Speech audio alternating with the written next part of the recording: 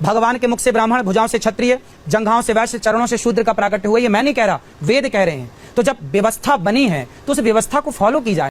दुनिया में इंसान एक तरह से पैदा होते हैं, सिर्फ इकलौता भारत देश है जहाँ के लोग कोई मुख से पैदा हुए हैं, कोई भुजाओं से पैदा हुए हैं, कोई कहाँ से पैदा हुआ है। कैसा भगवान है फिर तुम्हारा? मनुष्य को बांट देता है वो।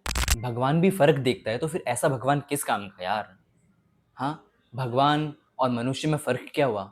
बुद्ध ने एक बहुत अच्छा तर्क दिया है, तुम्हें तभी किसी की ज़रूरत पड़ती है जब तुम कमज़ोर होते हो। और मैं पूछता हूँ कि भगवान ने हमको क्यों बनाया?